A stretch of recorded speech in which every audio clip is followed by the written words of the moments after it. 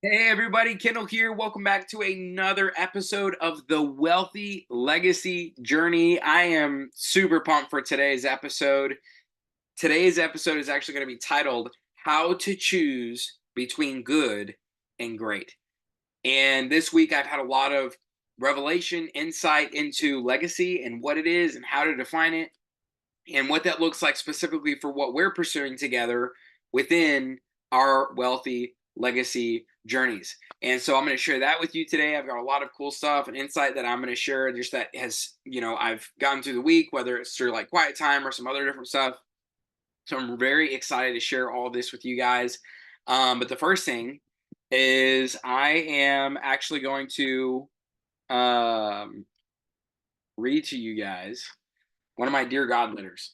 And I don't take it lightly that I'm sharing this out publicly. And so this is a big deal for me to share this because this is where I'm pouring my heart out to the Lord. And but I want to share this with you guys because I felt like this one in particular was just a lot of revelation and insight that I was getting as I was writing, as I was praying. And so here it goes. This is my dear God letter from December 8th, 2023. How to choose between good and great. First, you have to determine truly, you have to determine which truly is the good and which truly is the great. Then from there, the choice is simple. The hard part isn't really the choice, it's knowing which is which. Tonight I watched Braveheart. What I witnessed was a man who fought with everything in himself for something beyond himself. He had a life of passion and purpose, and he made a massive difference and impact on the people around him. He took a trait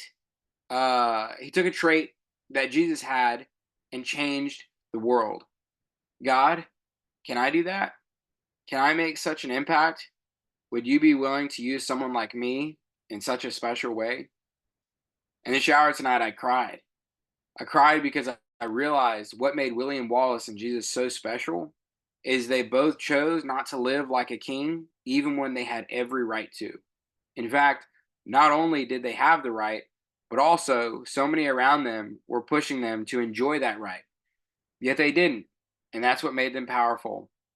So the reason I cried is because I know that the bot is about to work and I'll have the right and even the encouragement to live like a king. But if I truly want to live a life of impact and purpose, I have to choose to say no.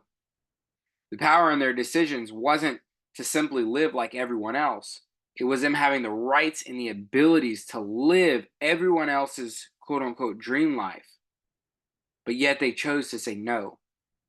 Their power came from their choice, not their outcome. I have to believe the good in this world pales to the greatness of eternity, not the other way. I have to remember that intimacy in marriage is so much more fruitful when it's preceded by purity in dating, as I experienced firsthand. And with that, I have to trust that fully knowing God face to face for eternity is so much more fruitful when I purify myself of the riches of this world. That is my good versus great decision. That is my good versus great dilemma.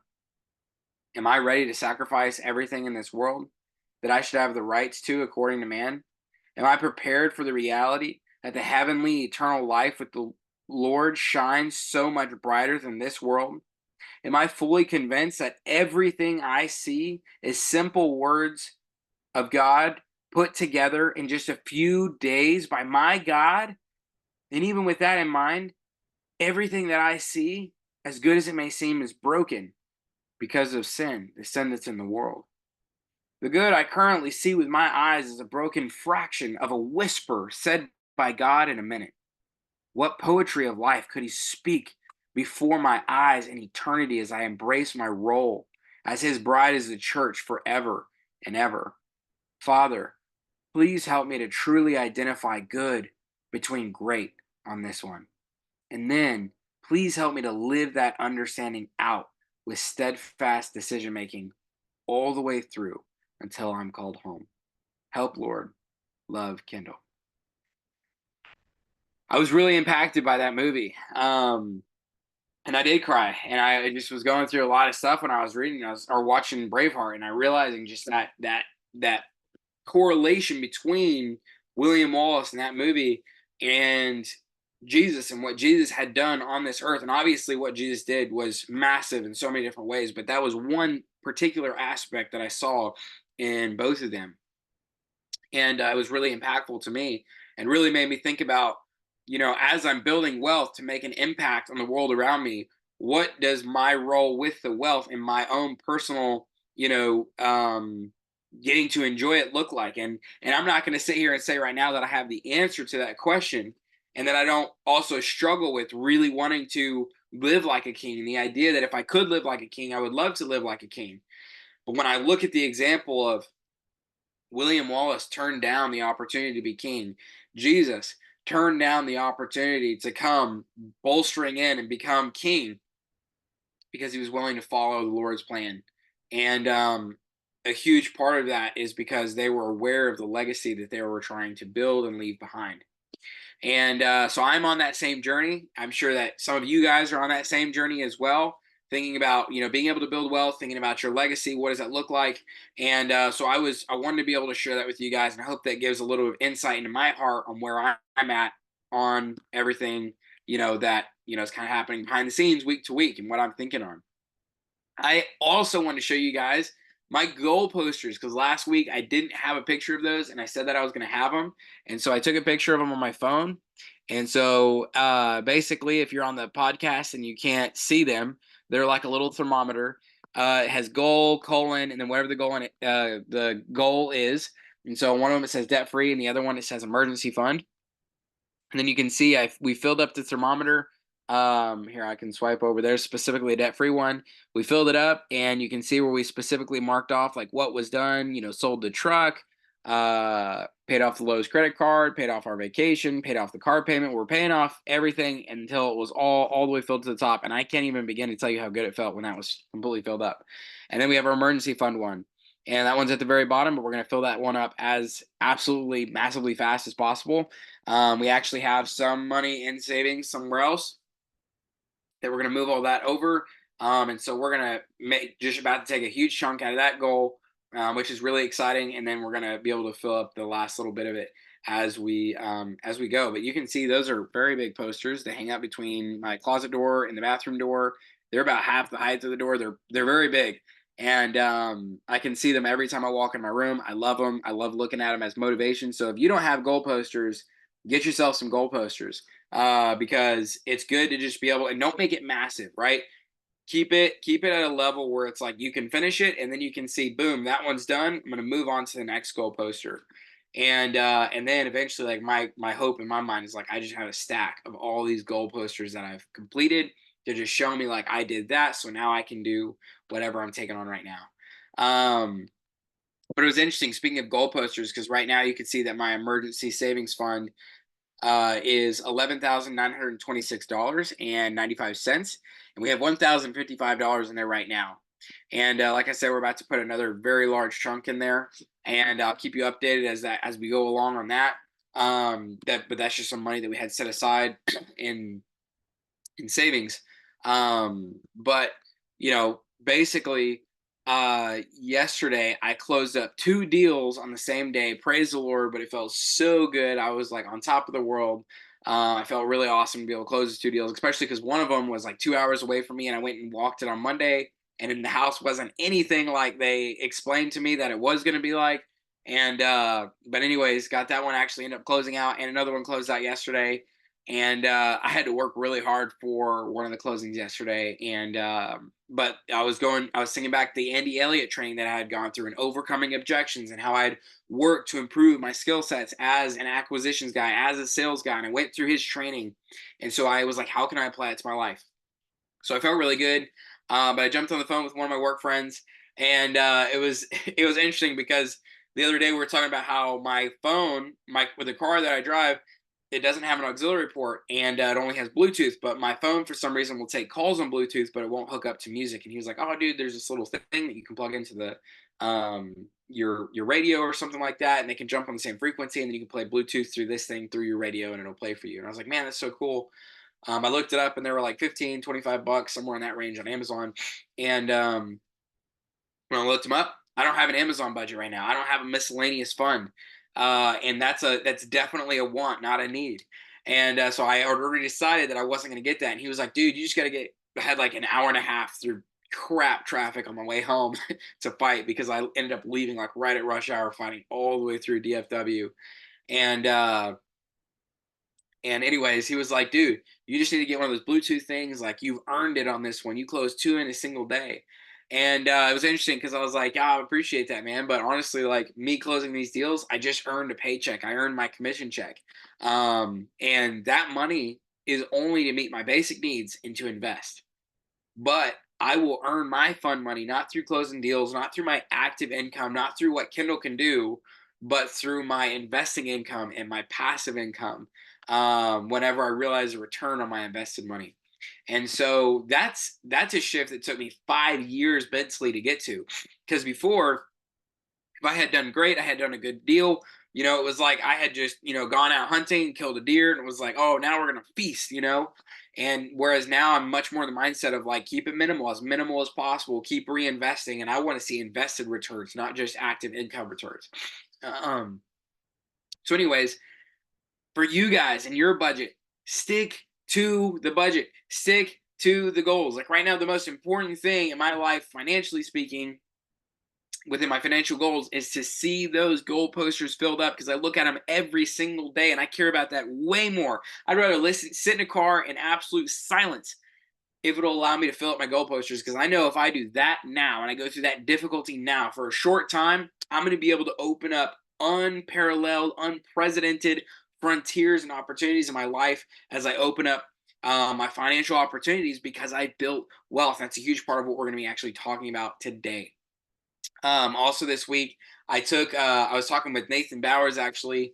He was asking me how I was doing. I was talking about some of the struggles that I was going through, just with the job and everything, and just trying to, really figure out what the Lord has for me in my life. And anyways, he sent me over this personality test that was actually Dave Ramsey talked about in On Leadership, and I had kind of grazed over that section, didn't really notice it. But it's the Four Animals Personality Test by John Trent. It's on the focusonthefamily.com website, John Trent's website. I'm also going to put a link to it in the Google Sheet, which is always at the bottom of or top of the description, actually, a link to that Google Sheet. So you can just copy paste that in your browser or whatever, click on it. I don't know what it allows you to do. But go to it and it has all the links for everything. It'll have this link as well for the personality test. But it was super cool. So basically, long story short of it is there are lions, otters, golden retrievers, and beavers. And your lions are kind of your leaders. They're bold. Your otters are more like fun loving and happy and curious. And they love kind of the crowd, the party.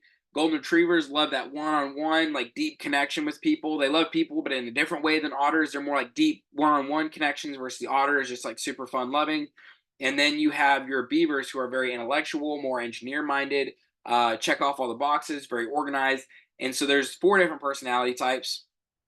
And so I took the test, and it was interesting because one of the things that John Trent mentioned was that you need to really think about, am I taking this test from the perspective of like who I am at home or who I am at work? And so I actually took the test from both perspectives, and it was really interesting. So here's my results personally, just so you can kind of see, you take the test, see how you stack up versus how I stack up. If you think a lot like me and things that I say resonate with you, maybe we're pretty similar.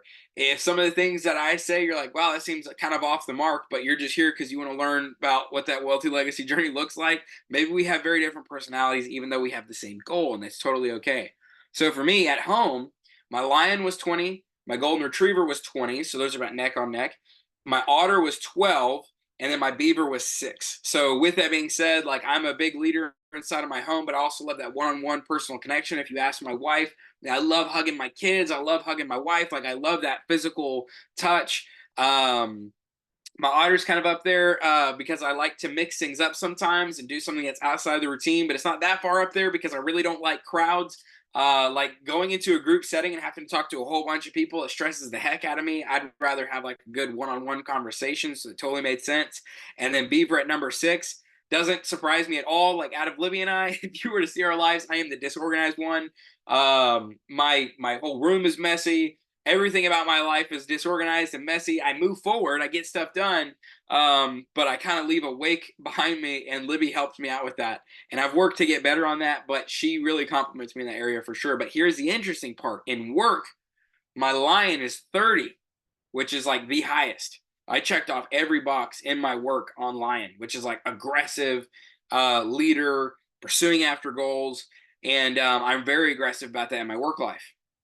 My next one down was otter at 16. I am much more sociable. I was 12 at home, but at 16 it goes more than just curious about new things. This is me pursuing new things in my business. I'm much more relational as far as connecting with groups and business. But the reason I am is because I've seen the value of that. It makes me really nervous. It takes me amping myself up to come out of my comfort zone. But I've seen a ton of value of connecting with people and building a network inside of what I do in my business. My golden retriever, that's at a 4. So like I've seen this in my work at home or when I'm one on one with somebody, even if it's somebody that I work with. If we're on like the personal clock, I can get real with you, like one on one. We connect. It's amazing. Like I love that time. But if I'm at work, I really struggle not to just mow over people. And it's like, hey, I don't have moment. I don't have time for the personal stuff right now because I am on a task. I'm on a mission. My lion comes out, my otter comes out, and let's start fighting through. And so it's really interesting to experience that difference between who I am at home and who I am at work. Libby and I don't get along whenever we work together, like in the business. We get along really well inside of the home. I mean, we still struggle just like every couple does, but we get along very well inside of the home. But we struggle with work. And it was interesting when I went through this, I realized my lion comes out big time. And I think that the dominance there between she has some lion too, especially in work, her lion goes up, my lion goes up, and our dominant, I could totally see that our dominance just starts attacking at each other. Um, and so I thought that was really interesting. But then for me, like when I'm at work, my otter goes way up, which is like really curious, wants to try new things. Well, when Libby's working, her beaver, she has a lot of beaver either way, but her beaver's pretty far up there. And so she's very on task and organized. So both of us have this dominance, but her dominance wants to lead her towards being super organized, super meticulous, and doing things such a way. And for me, I'm just wanting to like try new things and boom, boom, boom, jump to new opportunities and stuff like that. And so we kind of drive each other crazy sometimes.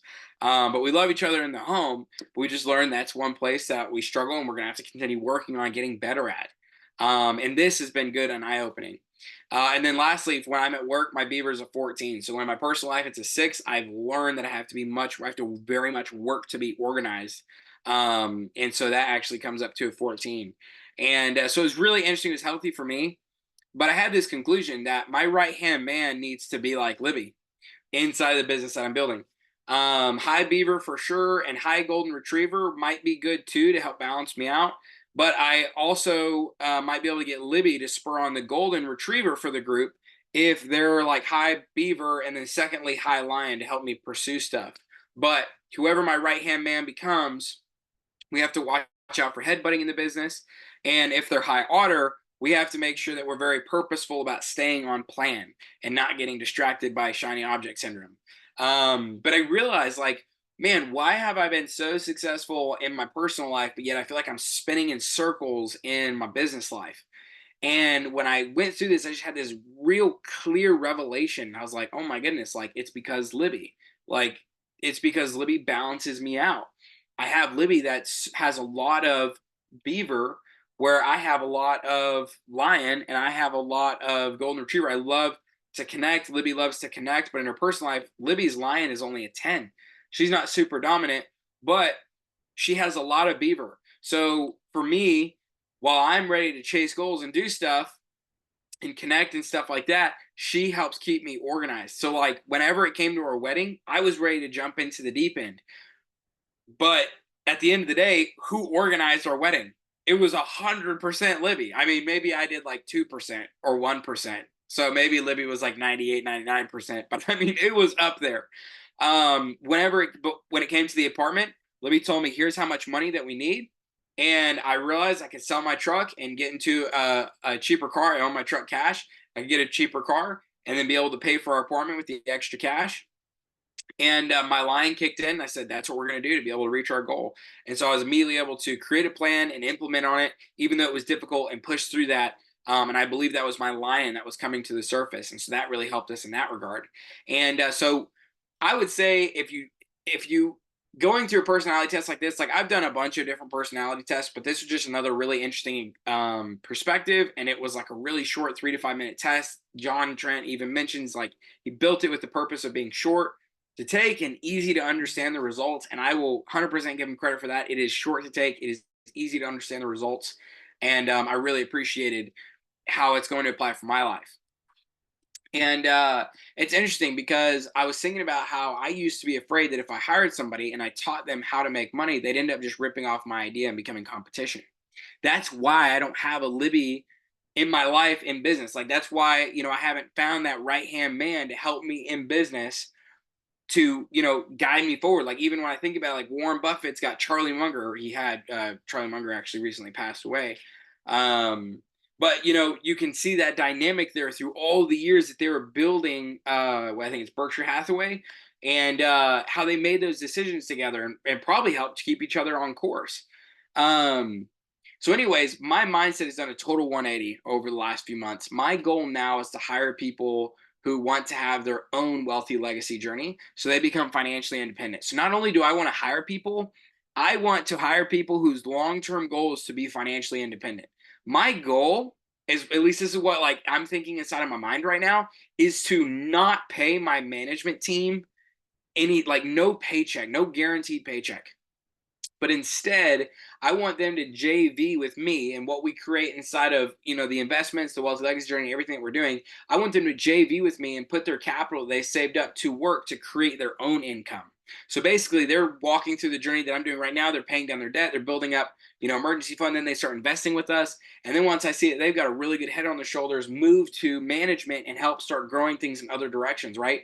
Because I want them to be able to create their income for the purpose that they have the choice to stay on the team if they believe in the mission of helping others. But if their only focus is to make money, I want them to have the freedom to move on and pursue greener pastures so we can find the right people to chase these goals. Because I realized, I was telling Libby this week, I was like, I'm getting pumped again because I'm realizing that like what I'm doing right now, and the reason I feel like I'm doing the wealthy legacy journey is because my job is going to be able to be figuring out unique ways to find inefficiencies in the market to make money so that I can teach other people lots and lots of different little ways to build up wealth that the everyday person can do, to build wealth so then they can focus on building a legacy so they can change their families' lives. Like that's what pumps me up. It's not making the money, it's making the difference, making the impact in people's lives.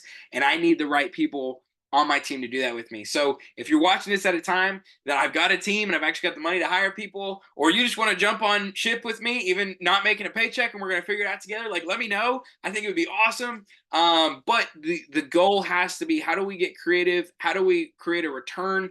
But you have to understand that anything that we do, we're not going to consider it to be secret and proprietary. We're going to teach other people how to do that so other people can have the life change, the big life change of wealth, so they can create legacy and impact the world around them, just like we're going to be able to impact the world around us in special ways. Um, I don't want people to be on this. Let me say that again. I do not want people to be on this mission with me just for the money and for the paycheck. But instead, I want people on this mission with me because of the purpose. And so I'm really excited about this new direction, what we're going to be building over the next couple years. I'm really excited. Libby has just recorded. She's about to publish her first episode of Becoming Me. And I'm like already getting pumped because I'm like, oh, there could be cool ways that we connect that together, with women that are watching her Becoming Me. And, with whoever's watching the Wealthy Legacy Journey, whether it's women, men, whatever, that are going through this. I mean, I guess dudes could watch Becoming Me too. It's a lot of our life story just from different perspectives. So yeah, I mean, it's just like wide open. But anyways, with all that said, I read this really interesting thing. I'm going to get into some of the stuff that I went through in my Bible time, quiet time this week that really impacted me, and I want to share some of this stuff with you. So this is actually a quote. I've got a 1-year Bible study that I'm going through right now, and this is a quote that kind of opened up one of the days recently. Here we go. Myra Henley was one of the most notorious murderers of the 20th century. Her crimes were almost unbelievably horrific, Yet one person took it upon himself to visit her regularly while she was in prison. Lord Langford, of 1905 to 2001, was a controversial figure who spent much of his life visiting prisoners, including Myra Henley. Yet no one can doubt his compassion and his faithfulness both to God and those he visited. When he died, former prisoners joined hundreds of mourners to say farewell to the man who had spent his life faithfully fighting for society's outcasts. He found inspiration in the words of Jesus from today's passage. On his deathbed, he asked his wife, "You know what the most important quotation from the Bible is?" He spoke his last words by answering his own question, quoting the words of Jesus: "I was in prison, and you came to visit me." Matthew 25:36. Life is not a competition that you have to win. It is not supposed to be a rat race. Life is a huge privilege and an opportunity. God has trusted you with gifts and abilities which He wants you to use. Use them or lose them. He is faithful to us, and He expects us to be faithful to Him. I'm going to read a section out of Matthew chapter 25, verses 14 through 30, right quick. "Again, it will be like a man going on a journey, who calls his servants and entrusted his wealth to them. To one he gave 5 bags of gold, to another 2 bags, and to another 1 bag, each according to his ability. Then he went on his journey. The man who had received 5 bags of gold went at once to put his money to work and gained 5 bags more. So also the one with 2 bags of gold gained 2 more. But the man who had received 1 bag went off, dug a hole in the ground, and hid his master's money. After a long time, the master of those servants returned and settled accounts with them. The man who had received 5 bags of gold brought the other 5. 'Master,' he said, 'you entrusted me with 5 bags of gold. See, I have gained 5 more.' His master replied, 'Well done, good and faithful servant. You have been faithful with a few things. I will put you in charge of many things. Come and share your master's happiness.' The man with the 2 bags of gold also came. 'Master,' he said, 'you entrusted me with 2 bags of gold. See, I have gained 2 more.' His master, excuse me, I lost my line there. His master replied, 'Well done, good and faithful servant. You have been faithful with a few things. I'll put you in charge of many things. Come and share your master's happiness.' Then the man who had received 1 bag of gold came. 'Master,' he said, 'I knew you were a hard man, harvesting where you had not sown, gathering where you had not gathered seed. So I was afraid and went out and hid your gold in the ground. Here it is. What belongs to you?' His master replied, 'You wicked, lazy servant. So you knew that I harvest where I had not sown, or gathered where I have not scattered seed? Well, then, you should have put my money on deposit with the bankers so that when I returned, I would have received it back with interest. So take the bag from him and give it to the one who has 10 bags. For whoever has will be given more, and they will have an abundance. Whoever does not have, even what they have will be taken from them. And throw that worthless servant aside into the darkness, where there will be weeping and gnashing of teeth.'" And I know that's it, and that's pretty intense. Um, but he went in to talk about this. Let me see this real quick because I want to give him credit. I don't want to just say he. And at this moment, I'm forgetting.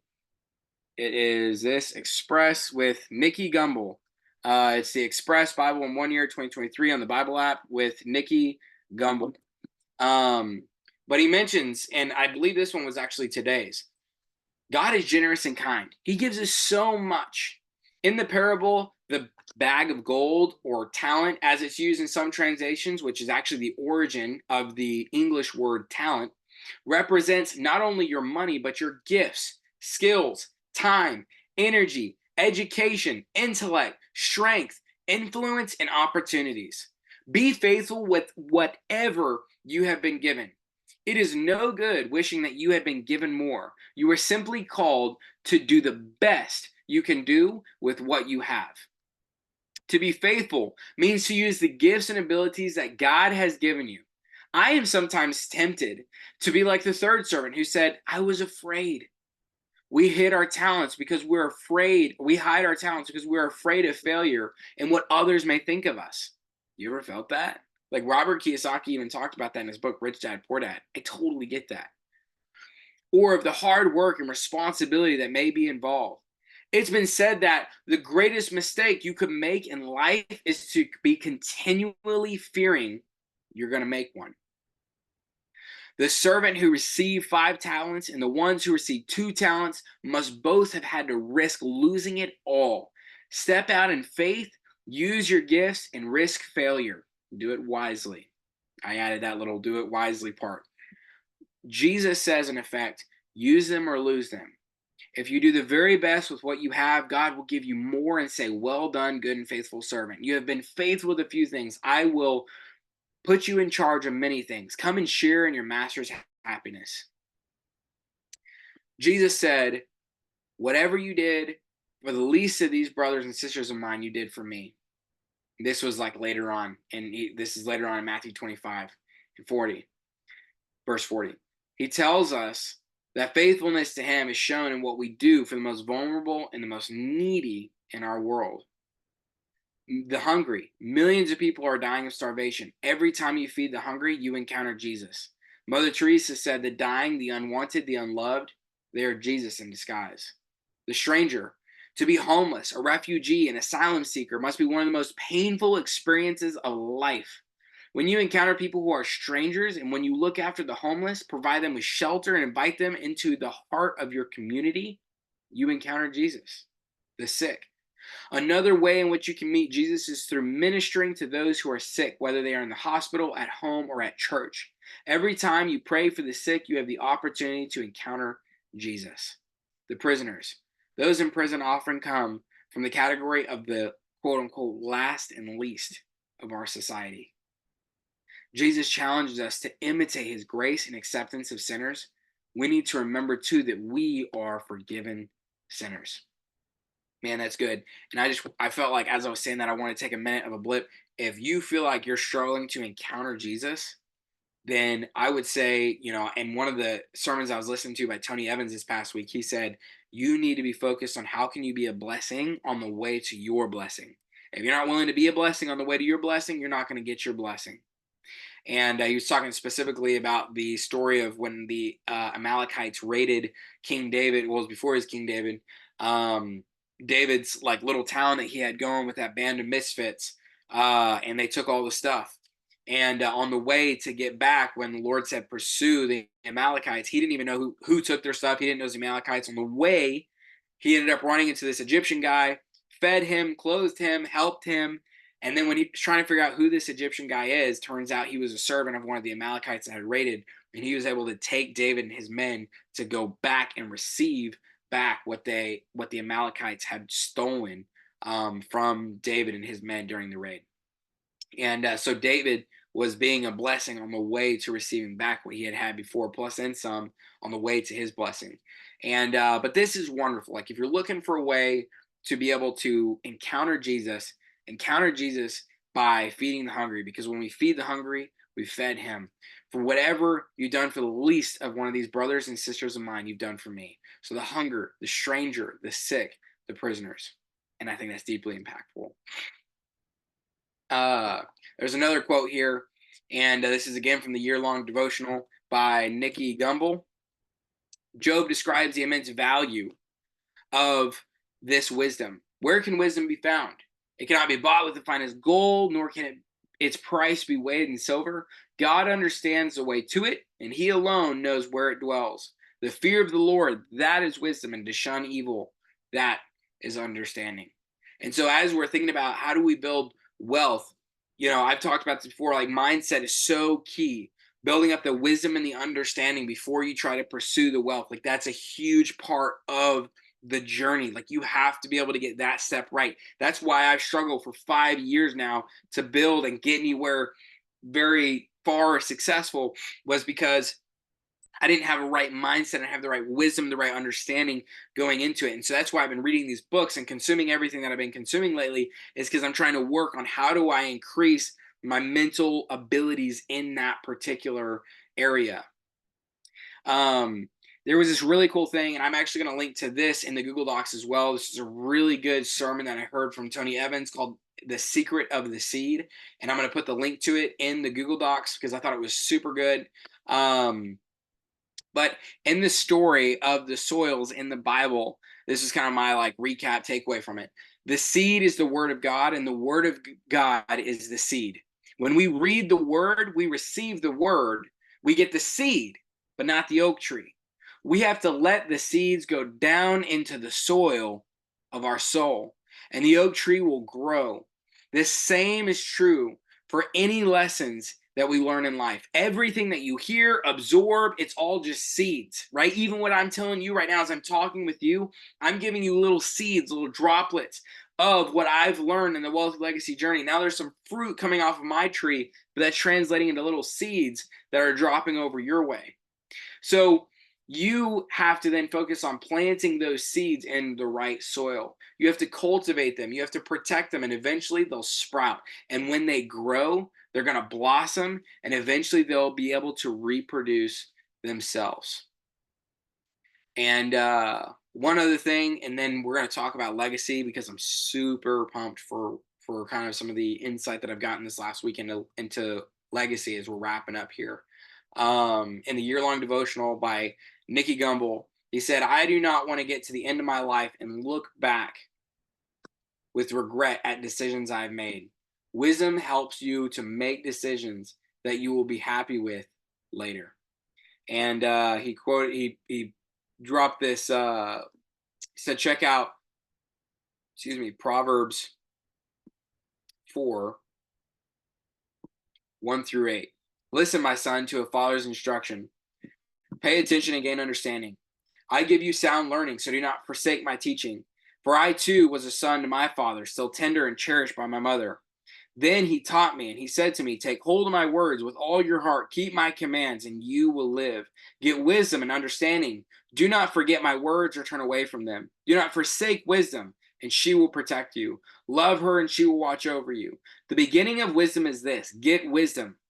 Though it cost all you have, get understanding. Cherish her, and she will exalt you. Embrace her, and she will honor you." And I thought, man, that is so good.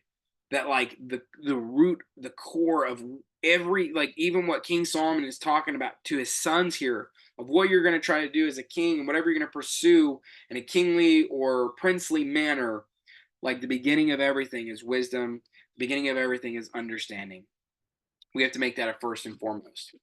So with that being said, I'm going to roll into legacy.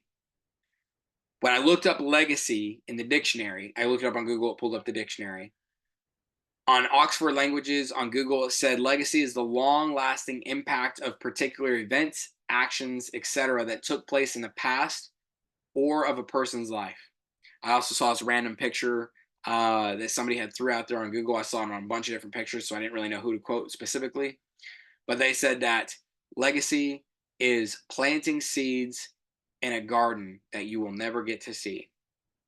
And so through, you can see like a lot of references and what I listened to and I read this week about seeds and multiplication and growth and all that stuff. And I was like, man, all of this stuff is legacy. And all that came after I had watched I had my December 8th Dear God letter. I watched Braveheart, and then I went through the week and I experienced all this stuff. And I was like, man, like I feel like the Lord is leading me to something specific and tangible here.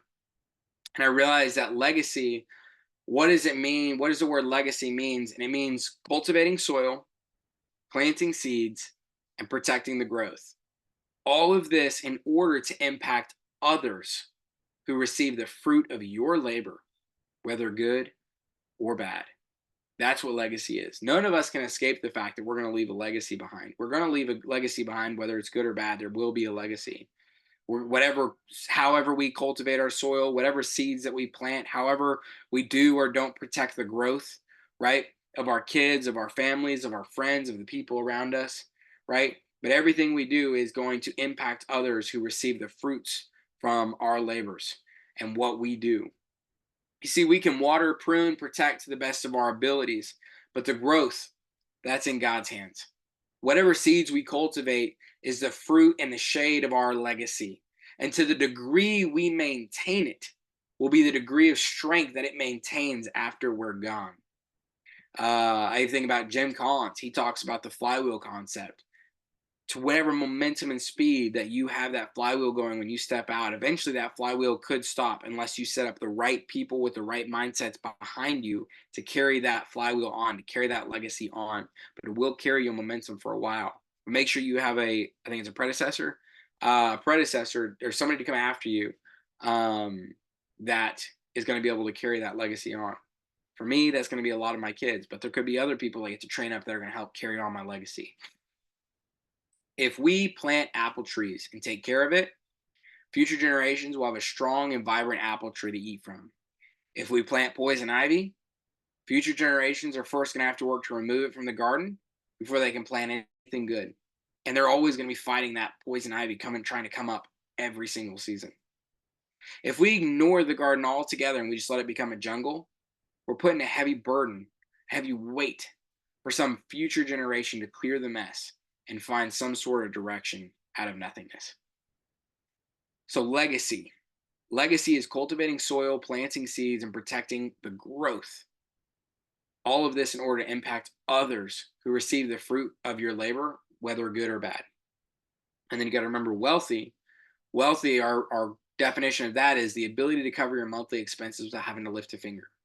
You see, guys, building wealth allows us to focus our time and attention on the growth of our legacy, right? So when I talk about the wealthy legacy journey, it's all about first building up mindset, building up wisdom, so that we can build wealth, which is the ability to cover our monthly expenses without having to lift a finger. You see how much pressure that takes off? I'm not talking about having gazillions of dollars. I'm talking about just lifting off that pressure, right? So that we can then focus on cultivating soil, planting seeds, and protecting the growth of those seeds. All of this in order to impact others, for it is better to give than receive, right? To impact others who receive the fruits of our labors, whether that be good or bad. If they're going to receive something, right? Let's make it good. Let's make it count. It's the last thing that came from a 5-day devotional that I was going through on the Bible app somewhat recently, and it is Your Finances God's Way, a 5-day plan by Scott LaPierre. LaPierre? I'm not sure. But he said, it was really interesting. He said, I think it was like day one, if we understand money as a stewardship, we will be wiser with the money God has given us. We will be less likely to waste it because we understand it is God's money versus our own. We will even find it easier to be generous and give it away because we know it's God's money versus our own. So what I'm saying, guys, is let's get out of the rat race. Let's get out of the difficulty. Life wasn't even like, Nikki Gumbel said, life wasn't designed to be a rat race, right? But if whenever I say like, hey, you want to, encounter Jesus, like go meet the hungry, go meet the stranger, the sick, the prisoners, and you're thinking, man, with all the hours that I work, all the stuff that I have to do, there's no way I have time for that. And I say, okay, but what would it look like if you had enough wealth built up to cover your monthly expenses without having to lift a finger? Could you then at that point, if you're meeting all your monthly expenses, could you take 2 days a week, 3 days a week to invest, 1 or 2 days a week to be able to put into your ministry and be able to impact the world around you, right? Meet the hungry, the stranger, the sick, the prisoners, to be able to cultivate soil, plant seeds, and protect those seeds, all of this in order to impact others who receive the fruit of your labor, whether good or bad? Would you have time to plant the good, the seeds, to plant those apple trees, to let other people be able to receive some of the goodness that God has given you? Would you be able to have that opportunity if you built a strong foundation of wealth? And I'm not saying you stand on the rock of wealth, you stand on the rock of God.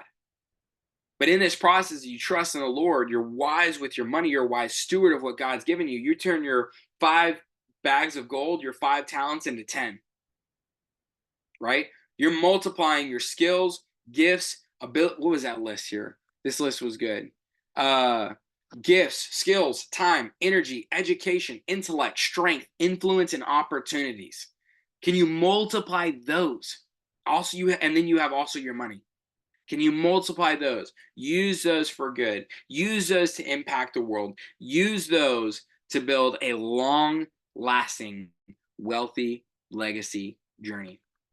Guys, that whole episode was all about how to choose between good and great. And let me go back to the very first thing, because I was really chewing on that question of How do you even how do you choose between good or great? When I wrote that question down, how to choose between good and great, I felt like God gave me this revelation. And that's why it was the first thing that I wrote. First, you have to determine which truly is good and which truly is the great. Once you've categorized the good and the great, and you know which is which, then from there, the choice is simple. The hard part isn't really the choosing. The hard part is knowing which is which. So right now, I challenge you guys to define what in your life is good. You might have a good job, you might have a good thing going, but it might not be the great thing that God's calling you to. It might not be the great purpose that you know you're called to, you were designed for in the life that you're living, that you're not living up to your highest calling. You're not living in that greatness yet. You're settled in the good. How do you get to great?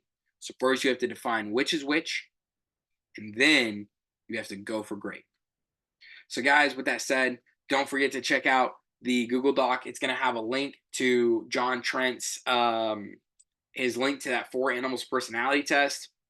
I'm also going to have a link to Tony Evans' sermon, The Secret of the Seed. It was so good. And there's also a whole bunch of other resources in there for you guys to continue working on your own personal wealthy legacy journey. But, guys, with that said, this episode, the reason that I'm here is to be able to give. The reason that I'm here recording this every single week is because I'm cultivating soils, I'm planting seeds, I'm protecting the growth. All of this in order to impact others, impact you specifically, to receive the fruit of my labor. And I want to make that labor good because I know that you're going to receive it. So I do this for you. So this is another episode dedicated to you and your own personal wealthy legacy journey. So this week, go out there, determine what's good, determine what's great, and go for great. It's been awesome hanging out with you guys today. I really appreciate you stopping by. And I will see you guys next week for another episode of the Wealthy Legacy Journey. See you guys.